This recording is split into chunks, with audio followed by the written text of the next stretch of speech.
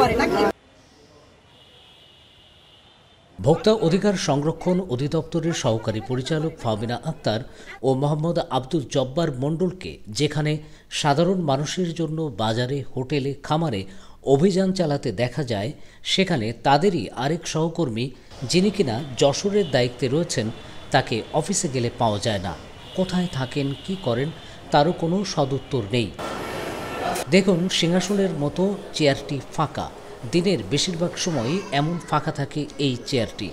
কোথায় যান, কখন আসেন, তার সহকর্মীরাও বলতে পারেন না।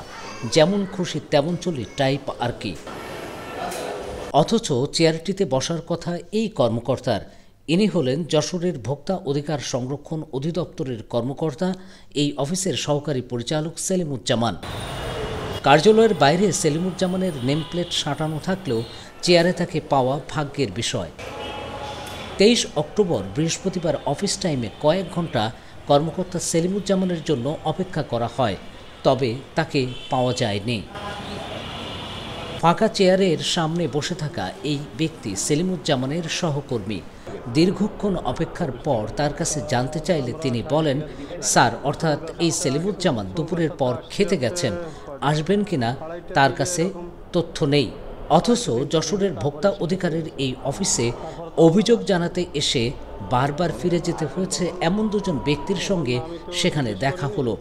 বারবার এসেও ভোক্তা অধিকার কর্মকর্তা সেলিমুজ্জামানকে না পেয়ে ক্ষুব্ধ তারা। আমি আগের দিনকে একটা হোটেলে গেছিলাম, যাওয়ার পরে ওইখানে খাদ্যের যে মানটা আছে, মানটা খুবই বাজে, প্লাস খাবারের দামও বেশি। এই জন্য আমি এখানে আসছি।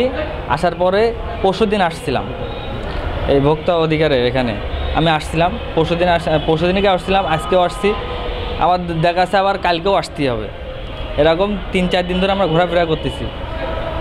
বলে দুইটার সময় আসেন, 2টার সময় স্যার আসবে, 2টার সময় আসেন, 4টার সময় আসেন, ফ্রি থাকবে সেই টাইমে আসেন, সেই টাইমেও আসতেছি। এখন এসে আবার সেই একই, আমার মনে হয় কালকেও আবার আসতে হবে।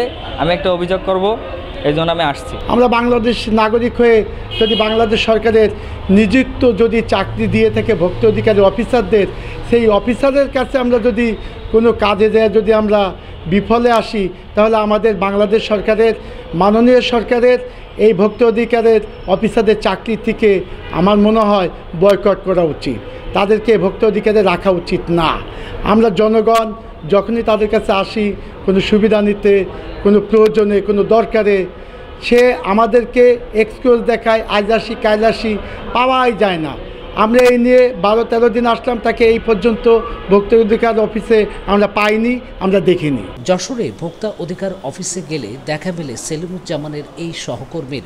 তিনি তার মতো করে বলে দেন, স্যার একটু বাইরে, একটু পরে আসেন, এখন না দুপুরে আসেন, দুপুরে না বিকেলে আসেন।